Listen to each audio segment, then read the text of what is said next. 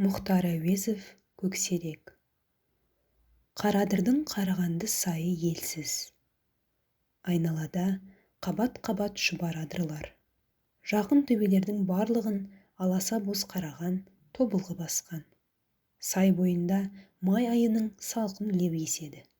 Бастары көгеріп, бүрленіп қалған қалың қараған жел лебімен сыбдыр-сыбдыр қағып, теңселіп, ырғалып қояды. Манайдан жуалардың, жас шөптердің иісі келеді. Ұзын кен өлкені қаптай басқан қарағанның ортасында терең құр жар бар. Соның бас жағында итмұрынды қалың жыныстың арасында қасқыр іні бар. Жақын елге мәлім ескі ін. Жазға салымнан бері соны екі қасқыр келіп мекен етті. Бұрын итмұрын жанындағы кішкентай аланда кендігі кісі сыйғандай үш үлкен үн болатын.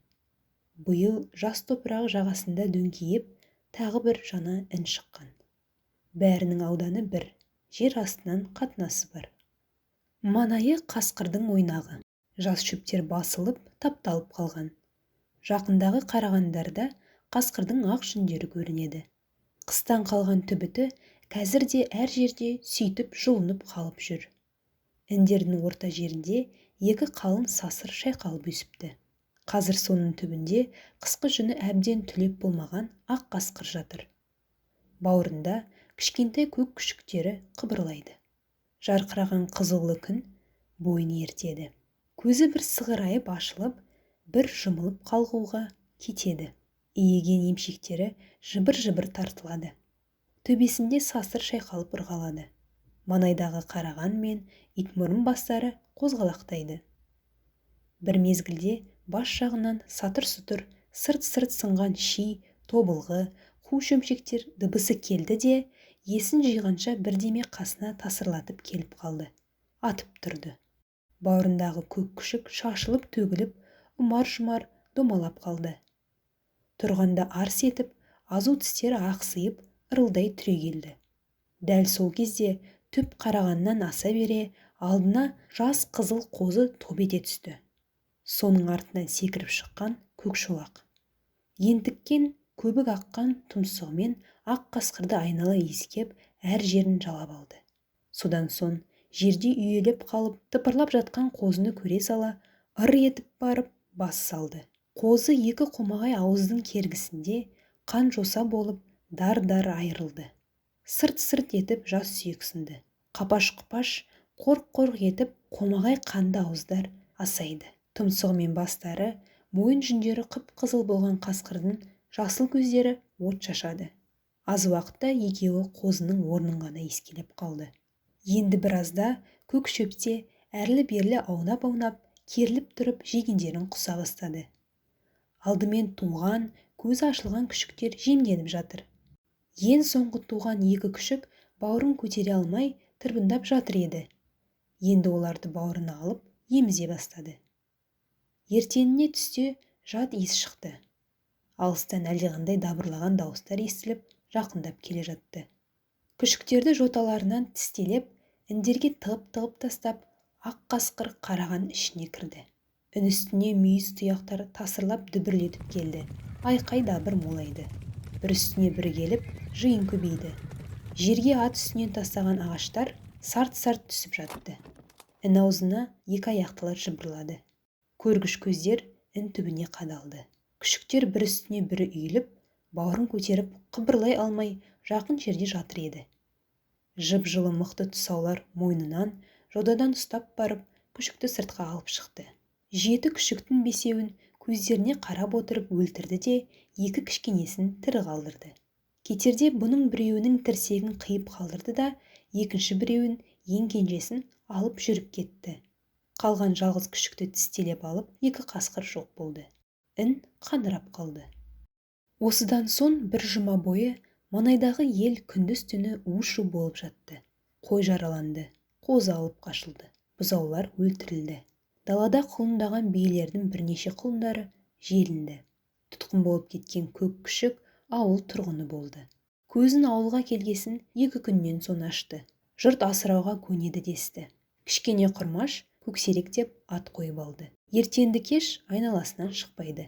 Өзіне жеке ас құйғыш итаяқ әзір болды. Бауырын көтеріп, тырбанып жүруге айналған соң мойнына жіп тағылды. Үй ішінен шықпайды. Түн баласында Құрмаш қасына алып жатады. Сол үшін кәрі әжесінің қойнынан да шығып кетті. Бөлек жатады. Қасында не аяқ жағында, көрпенің астында Көксерек жатады. Жаз ортасына жақындаған кез болды. Көксерек үлкейді. Семіріп, жонданғандай да болды. Бірақ үлкейісі даладағыдай емес, бәсеңдеу. Ауылдағы өзі құрбы күшіктерден сонша үлкен емес. Бұл уақытқа шейін Көксерек ауыл итінен көресіні көрді. Бірде-бір ит оны дос көрмейді, маңына жақындатпайды. Қасқырға шабатын батыл төбеттер бұны талап та тастайды. Өзге көп ит те ырылдап үріп, кейде тап беріп, әр жерінен тістеп тартып кетеді. Құрмаш қасында болғанда таяқ жемейді, бірақ ер жете бастаған сайын бұдан иесі көз жасып қала берді. Сондай кезде Көксерекке ылғи жау иттер кездеседі. Бір уақыт үлкен үйдің үлкен қара төбеті оңашада бұны алып соғып көп езгіледі. Бұны талап жатқанын көріп, өзге иттер де келіп, шабынан алып, борбайынан созғылап өлтіруге айналып еді. Шан-шын мен балалар, үлкендер жиылып кеп, иттерді ұрып, зорға айырып алды. Бірақ Көксерек әлі күнге ешбір уақытта қыңқ етіп ауырсынған дыбыс шығарған емес. Талаймын деп ит ұмтылса, жота жүні үрпиіп, үдірейіп тұрып алады. Тісі батып, қинап бара жатса, дыбыссыз ғана езуін ыржитады. Кәпір қырыс тағы емес пе? Кеудесін бермейді, жасымайды, деп ауыл аңыз қылады. Сонымен қатар Көксерек жайында ауыл үйдің қатындары әр алуан өсекте таратып жүрді. Ұры, асырасан да мал болмайды, тұқымы жау емес пе? Десті. Кейбіреулер түнде қозының құйрығын ескелеп жүреді, қойды үркіте береді, түнде даланы жақсы көреді. Иттен қорыққаннан ғана үйде жатады, деседі. Құрмаш бұл өсектің бәрін елемейді. Шынында Көксерек тамаққа өлгенше ашқарақ еді. Алдына құйып қойған асты әлі күнге қасында кісі қадалып тұрса жаламайды, жемейді. Жалғыз-ақ кісі көзі тайса болды, қазір жоқ қылады. Бірақ егер тіпті қарны ашып кетсе, өзінен бермеген асты да жеп қояды. Көрнеу ши ішіне кіріп кетіп, керегеге асулы тұрған ет болса, жас тері болса, қазанда іркіт, қатық болса, барлығында өзінің ыдысына құйып қойғандай көріп, иіскелеп жалап жеп кетеді. Кейде сондай жерде ұсталып таяқты жейді. Талай рет оқыста төбесіне таңқ етіп тиген оқтау бойын тызылдатып, шыпыртып тиген қамшыны да татты. Бұның жауабы езуін ғана ыржитады. Құрмаш қанша тәрбиелесе де, Көксерек ұрлық пен адал астың айырмасы не екенін ұға алмады. Біресе өздері беріп тұрып жейді, біресе сондай тамақты өзі тауып алып жеп жатса, ұрып салады. Сол себепті кей кездері алдына дайындап қойған тамақты да жемей, көзінің астымен жалт-жалт қарап жатушы еді. Қалай да болса, үзіп жола жүріп, Көксерек аш болмайтын. Күніне 2 мезгіл тамақ ішу мұның шарты болып алды.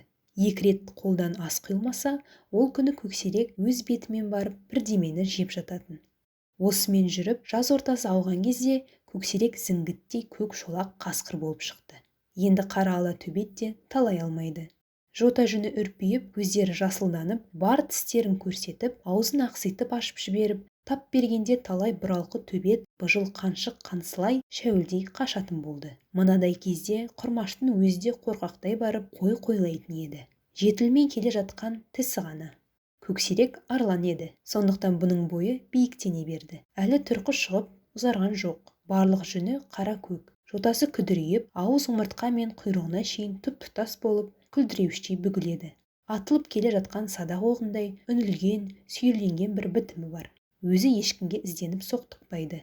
Ит баласына заты қастай жібімейді. Әлі күнге бір рет жадырап ойнап көрген емес. Татулық жоқ, суық.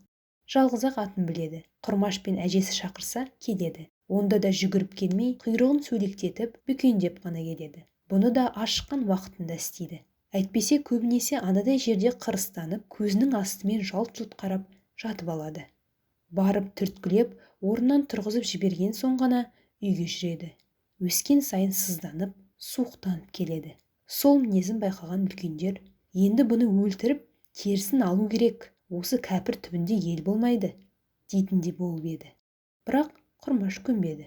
Осымен тағы біраз жүргенде, бір күні Көксерек қара ала төбетке майдан берді. Қара ала төбеттің иесі Жұмаш бала жаз бойы Құрмашқа: «Қасқырым болса қайтейін, менің қара ала төбетім бір-ақ бұрап соғады. Арашаламасаң әлдеқашан өлтіріп тастар еді», дей беретін.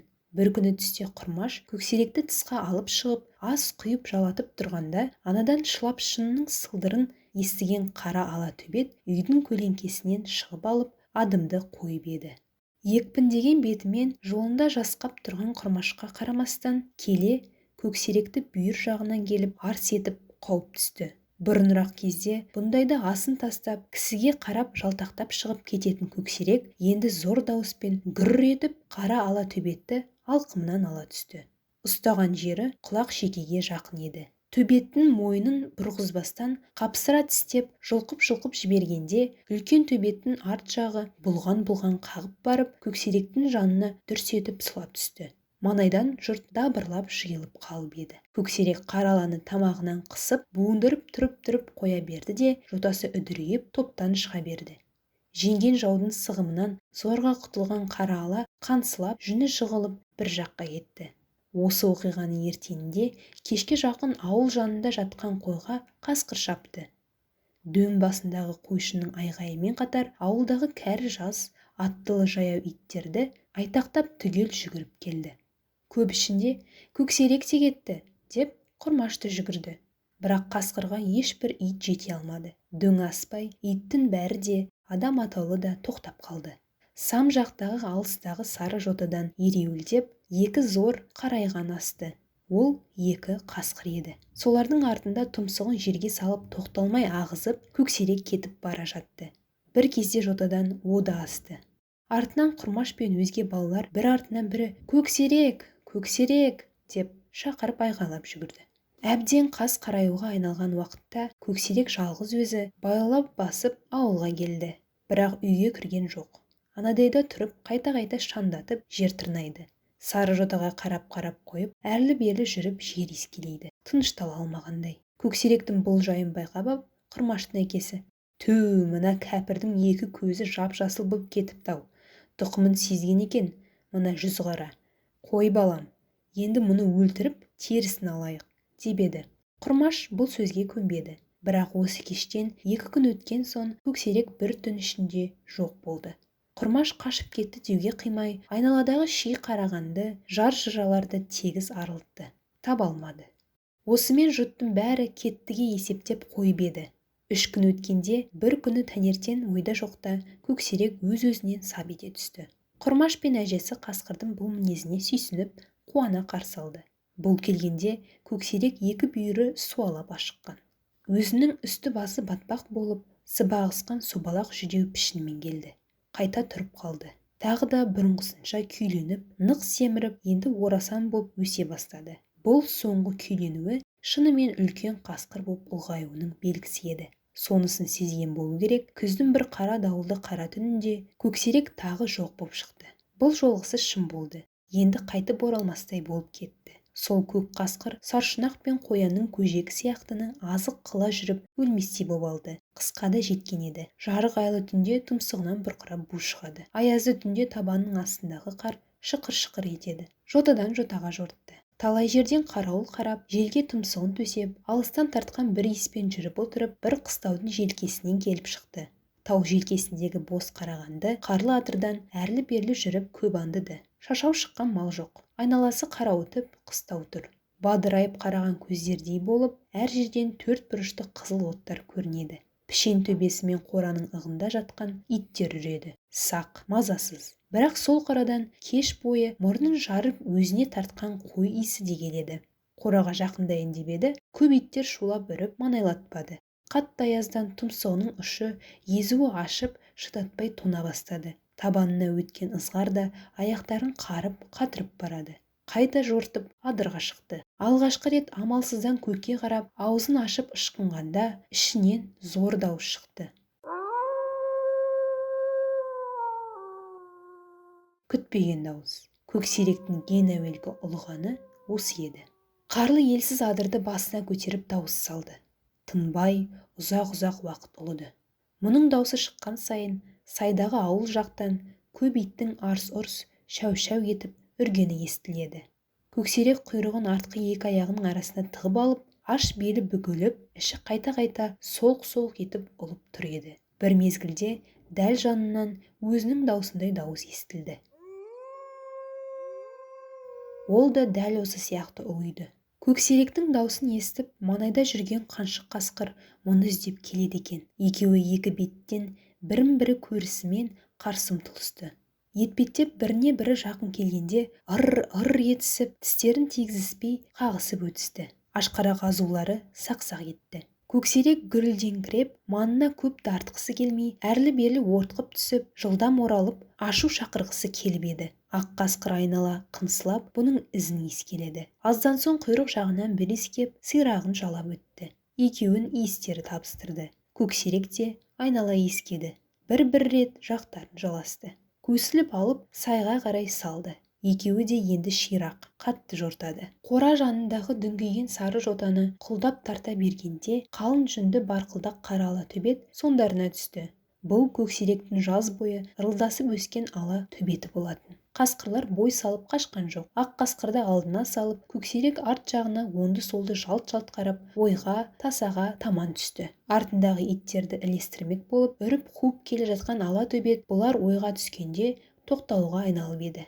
Қалған иттер жота басында серейіп-серейіп тұрып қалып, сол арадан кәр жіберіп тұрған. Енді қара ала тоқтауға айналғанда көксерек бұрыла сала тап берді. Ақ қасқырды айналып жіберіп, ағызып келіп алдына түсті. Екеуінің бетіне шыдай алмай, жалт бере қашқан ала төбет құйрығы шошандап, барбандап бетке қарсы ұзай алмады. Ақ қасқыр бұрын жетіп, жылып кетті. Арты көтеріліп барып түссе де, ала төбет жығылмай, қарсы қарап, ырылдап тұра қалып еді.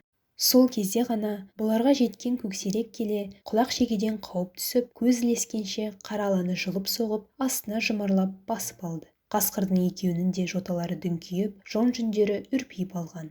Ауыздары басында қалың жүнге толып-толып шықса да, артынан ыстық қанға, жұмсақ етке, сырт-сырт сынған сүйекке де араласты. Аяқтарының астында ойылып қалған қалың қар бұрқ-бұрқ борайды. Жылы жұмсаққа тұмсықтары кіріп алып, екеуі де өзге дыбыс шығармай, қорқ-қорқ асайды. Суық қар араласқан жылы тамақты қомағайланып, қылқ-қылқ жұтады. Аяқтап келгенде екі санды екеуі ортасынан дар айырып, жылып-жылып әкетісті. Аздан соң қара аланың қара табандары мен құйрығы ғана қалды. Одан басқа әр жерде шашылған жүндер ғана жатыр. Екеуі айға қарсы қасқайып, қайтадан қара адырға тартты. Алдына көксерек, артына соның ізімен ақ қасқыр түсіп, адырға кіре бере, бір ық жартастың бауырында екеуі бірдей аунап-аунап алды. Осыдан соң екеуінің жұбы жазылған жоқ. Қасына сергергеннен бері көксерек зорайып қатты өсті. Аяқтары жуандап, жүндерінің бәрі де қалыңдап ұзарып, өзі жуан, өзі мықты көкжал болып алды. Қыс іші болса да, жоны шығып, алқымы түсіп, семіріп кетті. Оның есебіне белгілі атышулы екі қасқырдан Қарадырдың іші тұсындағы ел түгел көресіні көрді.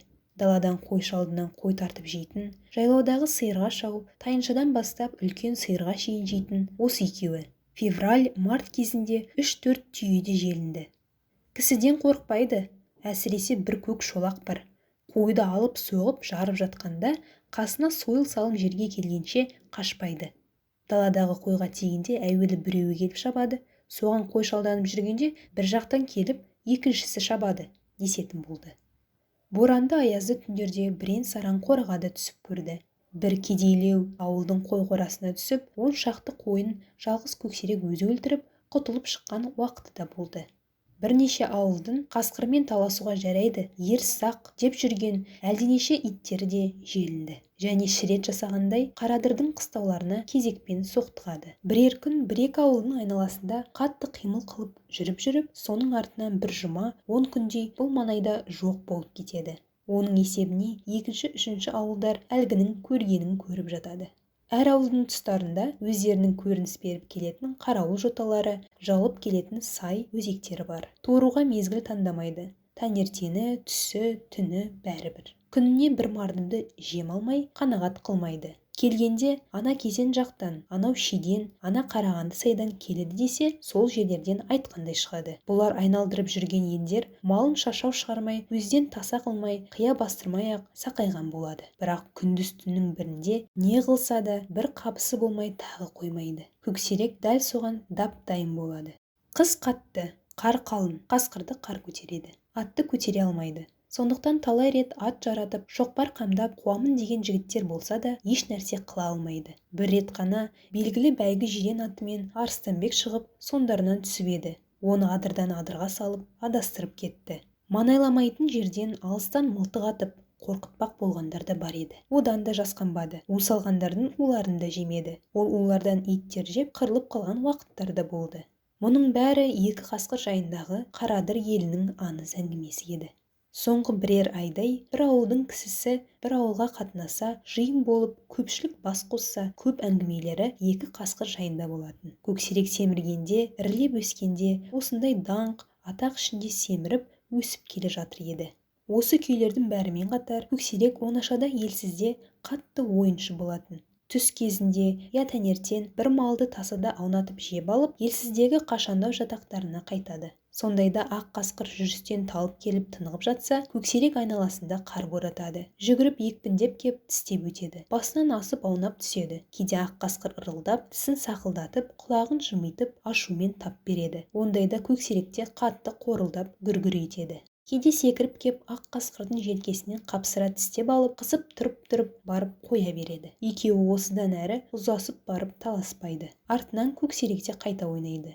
Күн жылына бастады. Бірнеше рет шағырмақ жақсы күндер болып, әр жердің қары тесілді. Ойдым-ойдым қара жерлер көріне бастады. Жылы күн ұйқыны көп келтіреді. Тамақтың артынан бойды көп сергітеді. Етті шымырлатады. Ақ қасқыр да ойыншы бола бастады. Өзі келіп көксеректі иіскеп, жалай беретін болды. Қайта-қайта көксеректің үстіне артыла береді. Ыңырсып тістелеп те қояды. Бой тартты. Екеуі қалың қараған арасында ұйығып та алады. Көк молайып, жаз шыққан соң екі қасқырдан Қарадырдың елі сап болды. Қарадыр сыртында елсізде екі үлкен ащы көл бар. Соның аралығындағы қалың шидің ішінде ескі ін болатын. Көксерек пен ақ қасқыр сонда.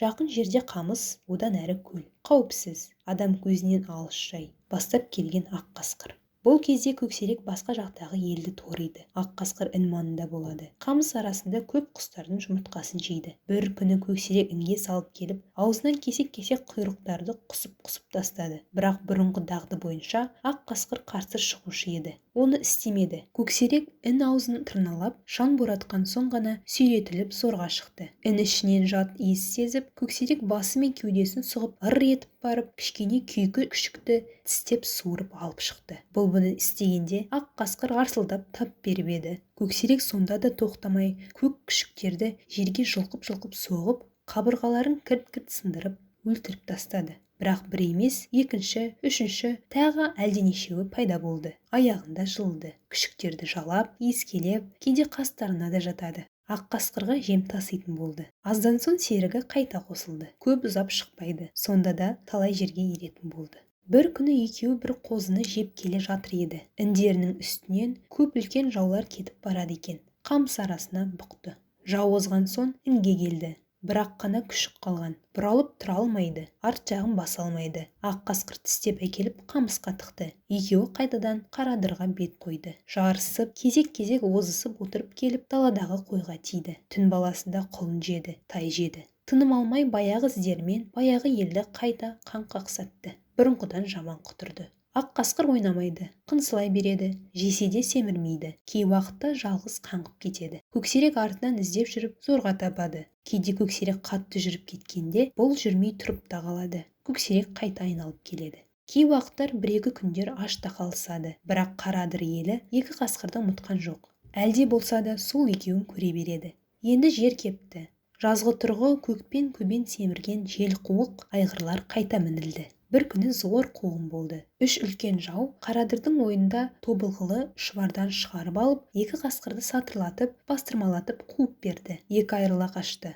Ақ қасқырдың желіні түгел қатқан жоқ екен. Бәрі бірдей соның соңына қарай үңілді. Көксерек еріксіз ойысып келіп, шеуінің алдына өзі түсті. Екеуі қатар қашты. Беттері Қарадыр еді. Ерікке қоймай, жандай шауып, тауға жібермей қайырып алды. Ақ қасқыр ойға қарай қашты. Көксерек ерегесіп тауға қарай тартып еді. Мұны біреуі ғана қуып, екеуі ананың соңынан кетті. Ықтиярсыз айырылып кетті. Артында жерді дүрс-дүрс басқан қатты тұяқтар бұны енді ақ қасқырға қоспады. Сонан соң бұл адырға кіріп, бір-екі бел асқан соң қуғыншыны адастырып құтылып алды. Бірақ серігі жоқ. Сонымен қуғын күні Көксерек түні бойы ақ қасқырдың ізіне түсіп жортып еді. Bir төбенің ойына келгенде иіс те ізде бітті. Серігінің иісі жоқ, оның орнына ат, адам иісі мол білінеді. Ағып ұйып қалған қан көрінді. Аз ғана иіскелеп бір рет жалап дәмін де көрді. Түн бойы көп ұлыды. Таң атқанша жер тарпып шам боратты. Ыңырсыды, аунады. Ай астында әрлі-берлі сенделіп, көп аяндап жүрді. Қасында көлеңкесі ғана жүреді. Тағы да жалғыз жортуылға түсті. Жаз бойы жалғыз тіршілік етті. Ащы көлдің солтүстік жағын жайлаған 5-6 ауыл Көксеректен тағы да көресіні көрді. Күндіз келіп көл жағасындағы қамыста жатады. Түн баласында бір ауылдың шуын бір ауылдікіне қосып бықпырт дегендей қылады. Жаздай жеген қозы бұзауының саны 50-60-қа жетті. 2 рет қуғын болды. Бірақ екеуінде де көлге түсіп кетіп, судың тап ортасына барып дүңкиіп жатып алды. Саяз сулы, айналасы зор батпақ, батпақты ащы көл бұған үлкен қорған болып алды. Әсіресе жаңбырлы желді түндерде, ай қараңғыда, ақ жауындарда Көксерек қатты құтырады. Түнгі ауылдың қорасына шапқанда күзетшінің айтағы, иттердің үріп тұрғаны, барлығы да бұған бөгет емес. Кейде ара түнде жарқ етіп күрс беріп мылтықты атылады. Даусынан ғана біраз сескенеді. Азғандай ұзап кетеді де, ел тыныштала бергенде қайта соқтығады. Жасынан бір күнде 2 рет ас жеп ашқарақ болып үйренген Көксерек ауылға жақындап келгенде көзі тұнып, есі шығып кетеді. Сондықтан ауылға тақай бере ақ ағызып ат қояды. Қораны өрт шыққандай, жер сілкінгендей дүр-дүр еткізіп келіп, қақ жарып шыққанда аузына кем болса, 1-2 батпан құйрық ілінбей қалмайды. Бұл жазда Көксерек қатты семіз болды. Әлде қашан түлеген тақыр жын күзелген жылқының жалындай қайратты, қатты. Денесінің толуы, бойының биіктеуі, қайратының молаюы биылғы жыл ерекше болды. Күздің ұзақ таңында бір дауылды қара түнде топ жылқыға араласып еді. Сонда қысырдың семіз асау тайын бастырмалатып қуып жетіп, құйрығынан алып табандап тұрып қалғанда тай тапжыла алмады. Аз тырмысып тұрып қоя беріп қалғанда тай екпінмен барып тоңқалан аса түсті. Сонда ағызып келіп, бас салып алқымнан гүр етіп қаба түскенде тай көтеріп тұра алмай Көксеректің астында ажал тапты.